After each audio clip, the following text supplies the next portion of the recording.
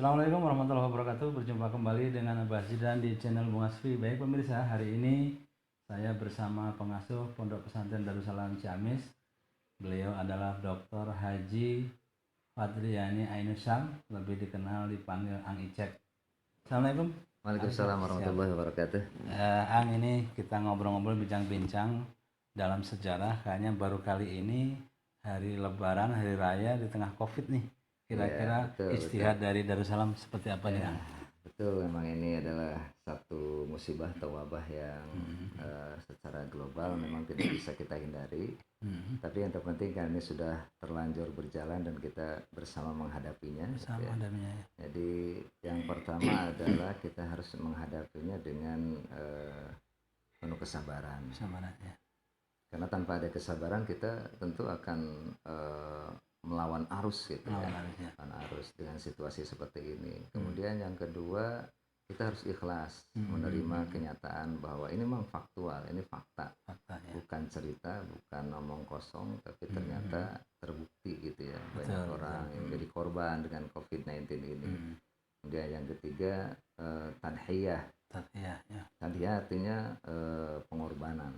Kita tentu kan berkorban tetap tinggal di rumah, stay at home. Kemudian kita berkorban secara materi, mungkin yang biasa kita punya pekerjaan, kadang-kala kita ya berbedalah dengan pekerjaan sebelum kejadian COVID ini. Itu diantaranya gitu, Kang Muklis.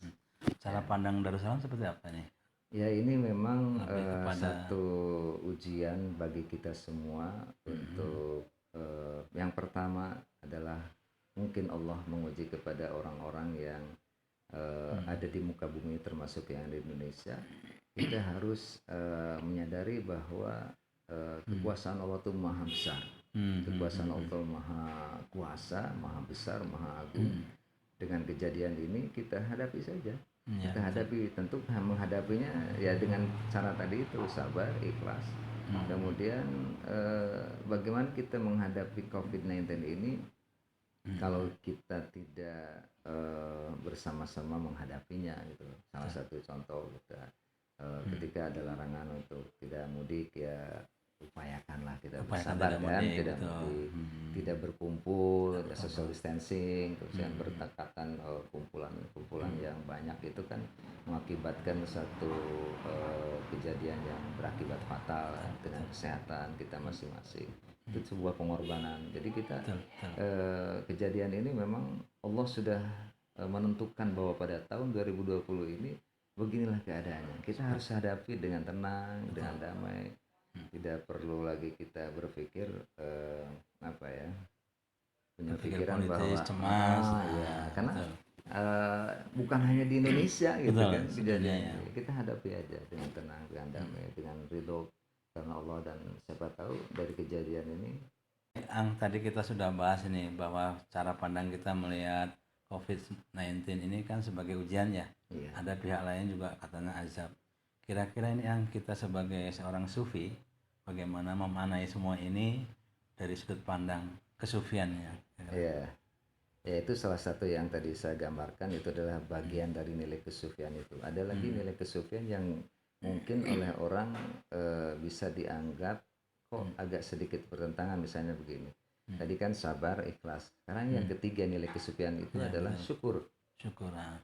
Kenapa kita bukan bersyukur terhadap musibahnya, bersyukur bahwa Allah saat ini sedang mendekatkan makhluknya bersama Khaliknya, kepada Khaliknya.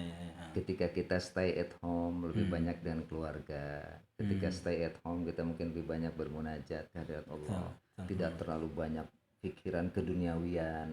Itu adalah salah satu nilai kesufian kita dalam kejadian ini, bahwa kita lebih takarub lagi, lebih dekat lagi dengan Allah. Sementara kalau dipikirkan bahwa bersyukur di sini adalah bersyukur bahwa kita memang selama ini agak jauh dengan Allah.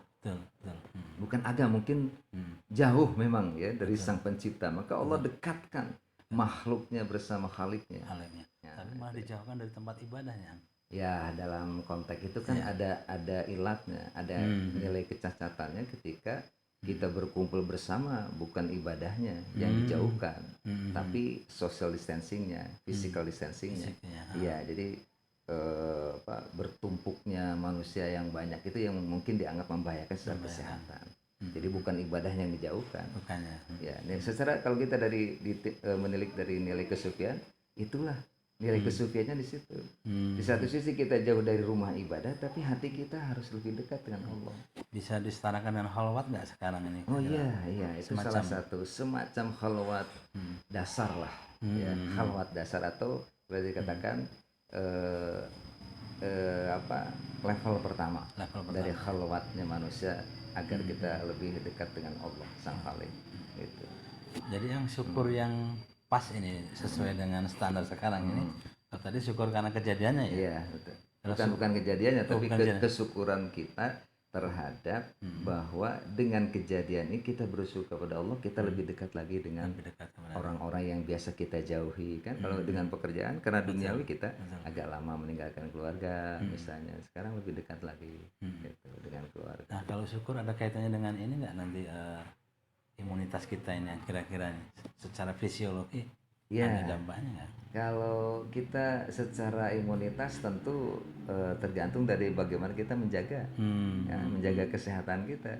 Kalau kita merasa aku paling hebat, paling kuat, lalu seenaknya kita keluar tanpa ada jarak, itu bukan mensyukuri terhadap nikmat Allah, justru akan menentang nikmat Allah. Hei manusia, kamu ini diberi ujian ini untuk lebih banyak bersyukur kehadirat Allah Subhanahu Wa Taala. Kalau atau mungkin ada efek sedikit negatifnya mungkin karena kita agak saling mencurigai sedikit. Itu kan secara sosial kemanusiaan bakal ada terjadi gitu ya.